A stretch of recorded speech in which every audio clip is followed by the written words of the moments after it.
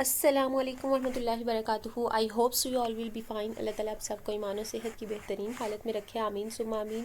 अच्छा जी, यहाँ पर हमारे पास general method of teaching EDU 301 की एक असाइनमेंट आई है। यहाँ पर कुछ इंस्ट्रक्शन लिखी हुई हैं जो कि हर एक असाइनमेंट से पहले लिखी होती हैं। एक चीज़ कि इसके टोटल 15 मार्क्स हैं और इस असाइनमेंट में जो लेसन कवर हो रही हैं वो हैं 8 से 14। अच्छा, ये चीज़ आप लोगों ने देख ली है। अब हम चलते हैं अपने मेन क्वेश्चन की तरफ कि क्वेश्चन क्या चीज़ है, कहाँ है।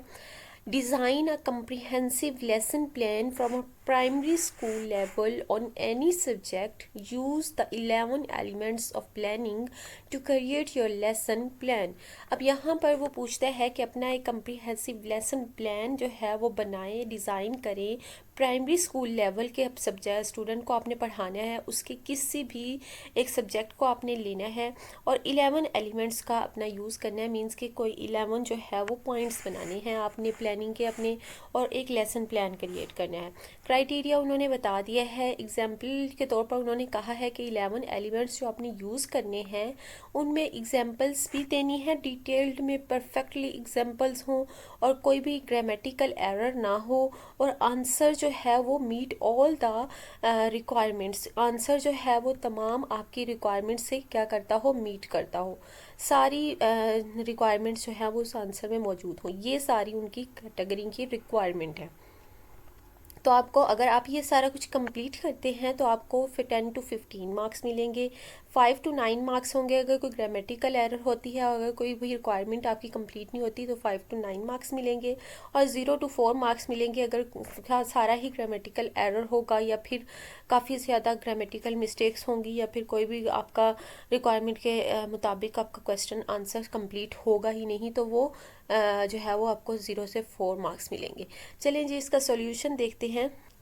अब जब आपने असाइनमेंट अपनी वर्डप्रेस में बनाना स्टार्ट करनी है तो सबसे पहले तो आपने जो है वो अपनी ये असाइनमेंट का नेम लिखना है कि कौन से सब्जेक्ट की आप बना रहे हैं। उसके बाद स्टूडेंट आईडी लिखनी है जो भी आपकी है, और फिर लेसन लिखना है 8 to 14।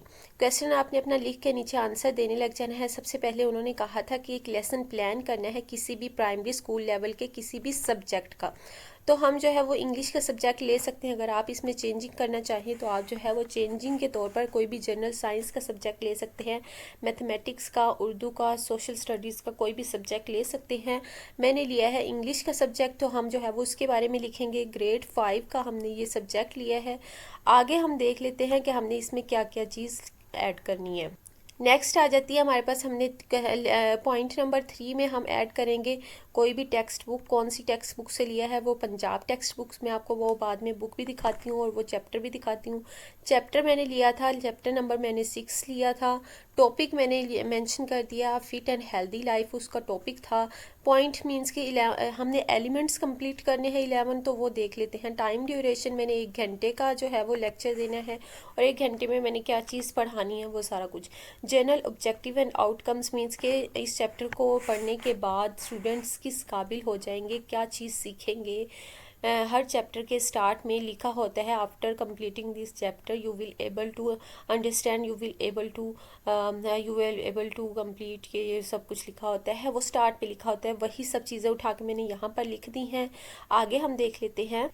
ये जो है इंस्ट्रक्शनल स्पेसिफिक ऑब्जेक्टिव आउटकम्स मैंने यहाँ पर लिखे हैं। अच्छा, ये मैंने लिए कहाँ से हैं बच्चे, मैं वो भी आपको बता देती हूँ कि वो मैंने कहाँ से लिए हैं। अच्छा जी, ये मैंने वो सारी लिखे जैसा कि इस चैप्टर को कंप्लीट करने के बाद आप किस चीज़ के काबिल हो सकेंगे, क्या चीज़ आपको आ जाएगी, वो मैं बच्चे आपको सबसे पहले मैं दिखा देती हूँ कहाँ से मैंने लिए हैं।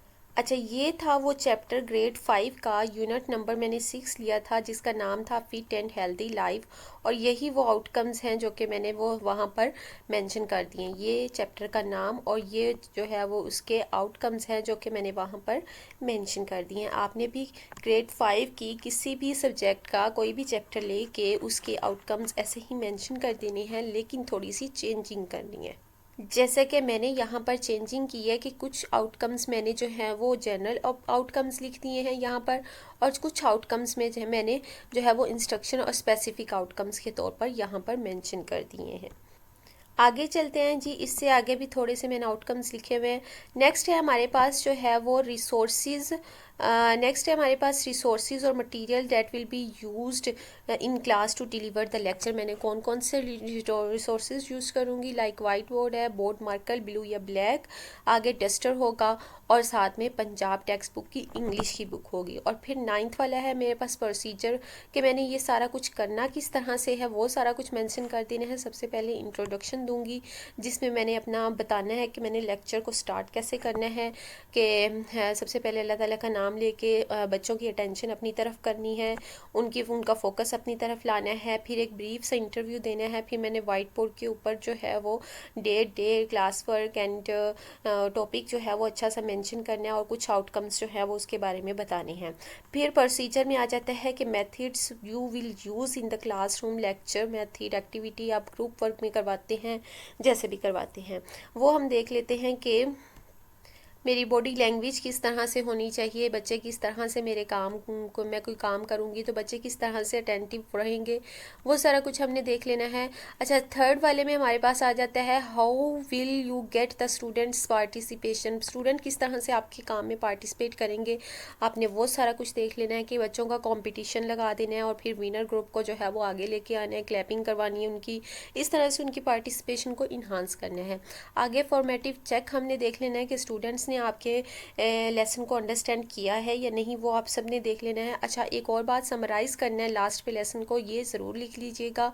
और एक और बात कि ये देखें यहाँ पर मेरी जो रियलाइज़ के स्पेलिंग अगर ठीक नहीं है तो वो इस तरह से मेंशन हो जाएगा और मैंने उसको ठीक कर लेने दें। देखो यहाँ पर ग्रामेटिकल मिस्टेक्स इस तरह से जो है वो पता चल जाती होती हैं।